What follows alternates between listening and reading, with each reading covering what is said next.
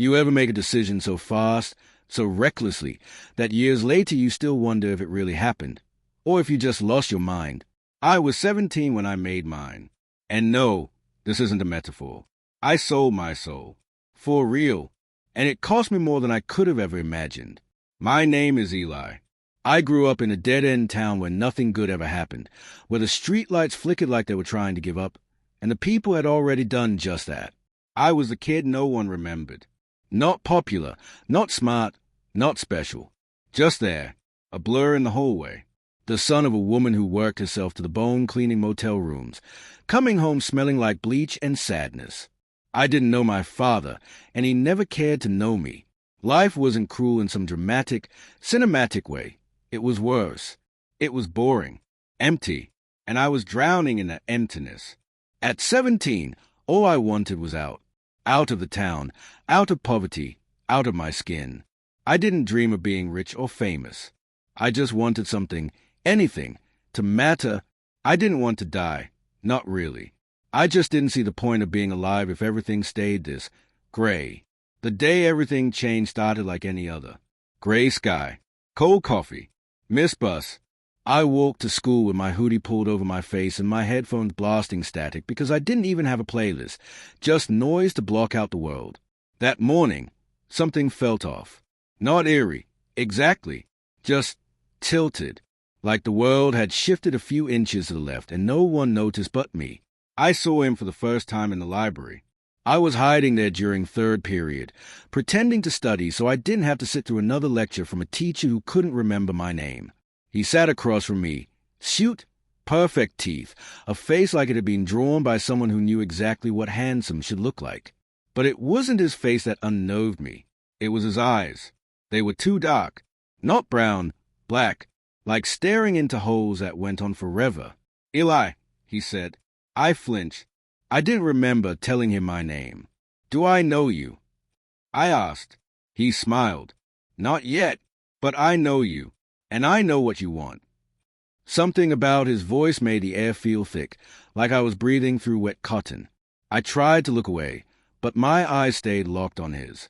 "You're 17, he continued. "You feel invisible, pointless, but you're not. You have value, Eli, more than you think."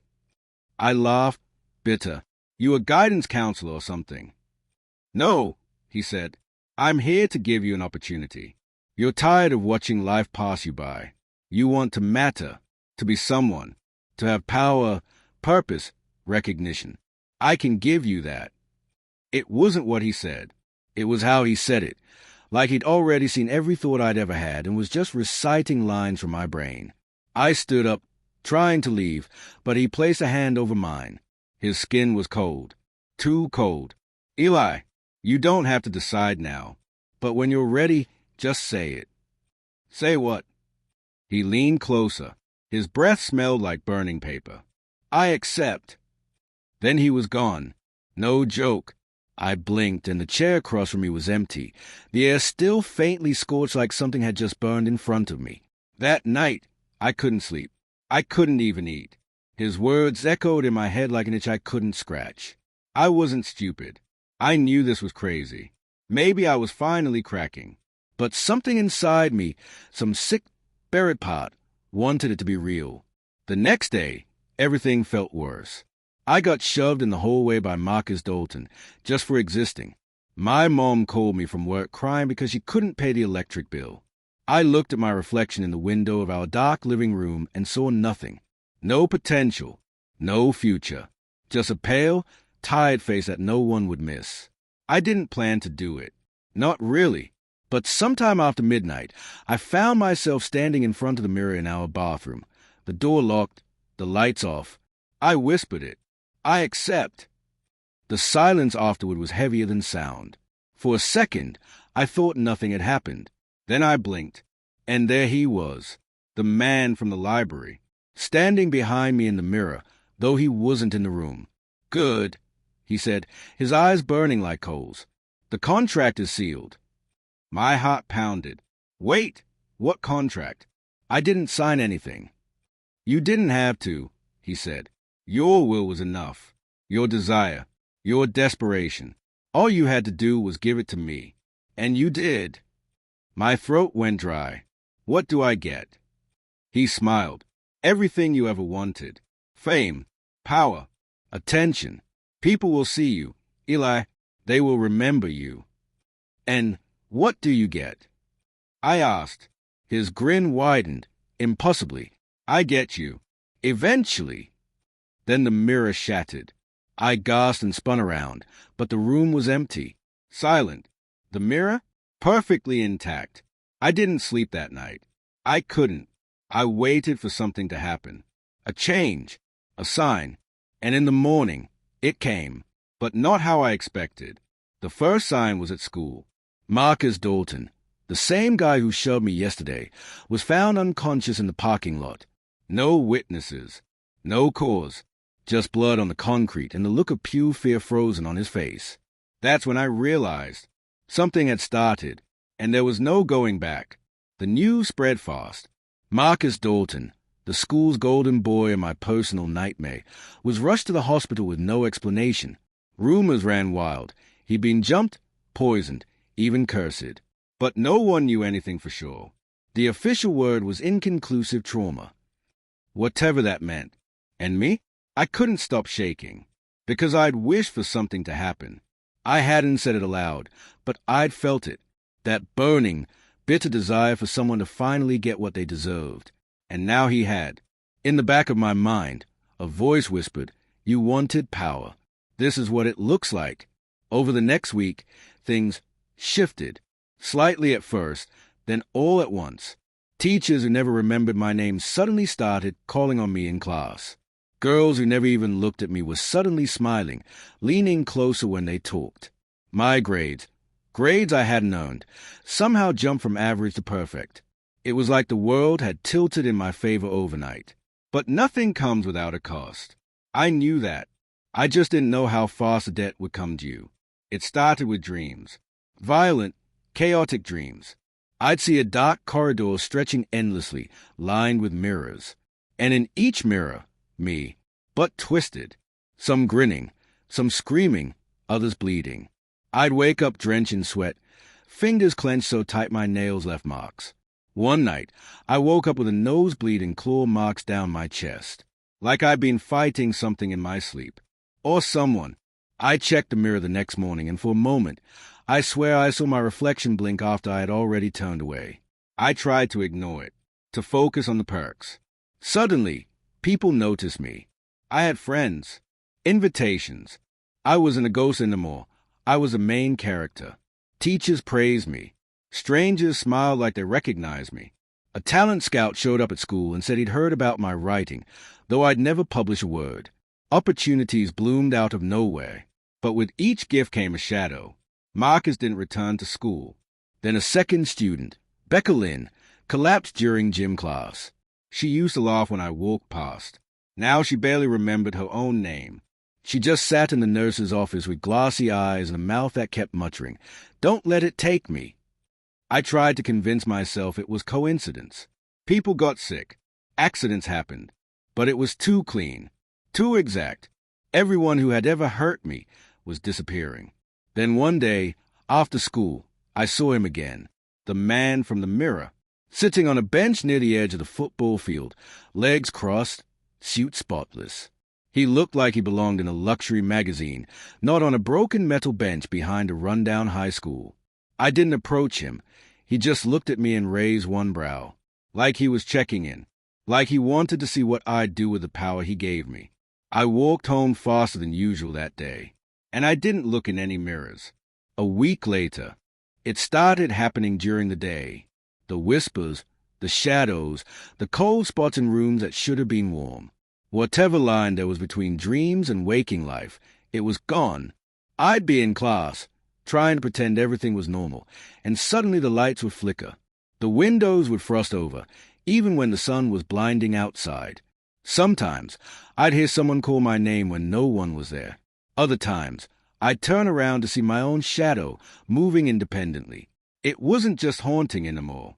It was a presence, always with me, breathing down my neck, smiling when no one else could see. I told myself I could handle it. I told myself the benefits were worth it, because the benefits kept coming. I was accepted into a prestigious creative art program out of nowhere, one I never applied to. My short story, which I scribbled in a notebook during detention, was somehow published online and went viral. People I didn't even know sent me messages, telling me how talented I was, how I inspired them. And I loved it, that feeling of being seen, wanted, needed. But for every step up, something else fell. My mom, the one steady light in my life, started to fade. She'd sit on the couch staring at nothing. Her hands trembled.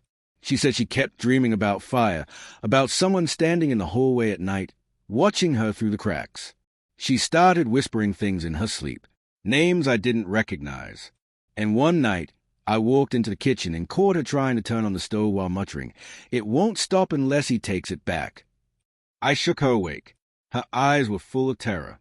She didn't remember anything. I started locking my door at night, not to keep anyone out, but to keep myself in, because I was changing, and I didn't trust what I might do. It all came to a head on the night of the school talent show. I'd signed up on a whim. Never thought they'd pick me. But not only did they pick me, I was closing the show. Final act. Standing ovation guaranteed. They said. The auditorium was packed. More people than I'd ever seen in one place. The spotlight hit my face, and something inside me surged, like I was finally stepping into the version of me I was always meant to be. I read my story aloud, and as I spoke, something strange happened. The room grew quiet. Too quiet. No coughing. No whispers. No fidgeting. Just silence. I looked up and realized no one was moving. Hundreds of faces, all frozen. Eyes wide, mouths slightly open. It was like time had stopped. And then I heard clapping. From the back row. Slow. Echoing. He was standing there, the man in the suit. He walked forward, hands in his pockets, smiling like this was all just entertainment. "You're doing well, Eli," he said. "Truly. They adore you. You're becoming a legend." I dropped the microphone. What the hell is this? Why is everyone frozen? "They are not frozen," he said, chuckling. "They are listening. They are drinking in your words, hanging on them, just like you wanted." I stepped back. My chest was tight. My vision swam. I didn't ask for this. Not like this. He tilted his head. "Oh, but you did. Every time you felt small. Every time you begged the world to see you, to remember you. You called to me.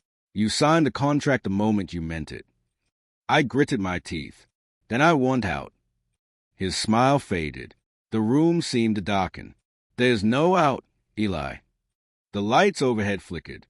"You think this is some playground bargain? A game? No, this is binding. You're mine. Every gift you've been given comes from me. Every word they adore, every cheer you crave, every door that opened. It wasn't chance.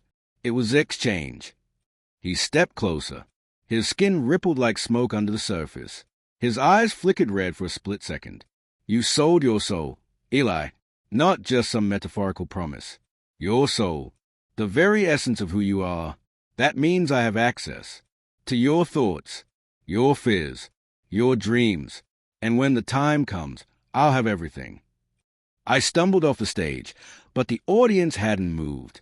They were still stuck, their faces eerily blank, like mannequins. "You're lying," I hissed. "There's to be a way out." He grinned again. "Find it, then. I dare you." And with that, he vanished. The lights blinked back to life. The audience erupted in cheers. People were clapping, standing, crying even. No one had seen anything. To them, it was just a perfect performance. To me, it was the beginning of the end. After that night, things got worse. I started losing time. Hours would disappear. I'd wake up in places I didn't remember walking to. My hands stained with ink, or blood, or soot. One morning, I found a note in my own handwriting. "Stop digging. He sees everything." I didn't remember writing it. Another night, I looked at my reflection and saw him staring back, wearing my face. The world kept cheering for me. I kept winning. But inside, I was falling apart. I was no longer sure if I was dreaming, dying, or already gone. And somewhere deep beneath all of it, something darker was waking up. Something inside me. I stopped sleeping. Not because I wanted to, but because I couldn't. Every time I closed my eyes, I was dragged into that endless hallway of mirrors again. Only now, the reflections were gone.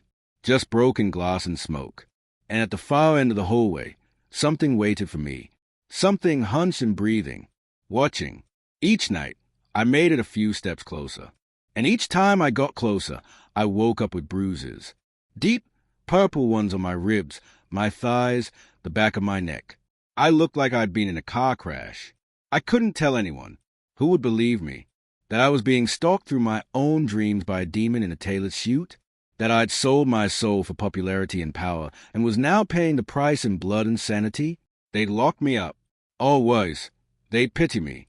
But something inside me wasn't ready to give up. Not yet. I started researching.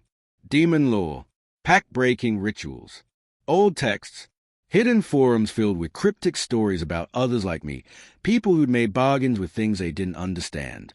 Most ended badly. A few claimed to escape, but only after sacrifice. The recurring theme? You could never undo the deal, but you could transfer it, break the connection by offering something or someone stronger in your place. That's when the guilt started crawling in, because for the first time, I began to wonder, had I been feeding it? All this time, was it me wishing harm on people that made them suffer? Or was the deal self-fulfilling? What if every time I craved attention, the darkness took payment in pain? Someone's pain.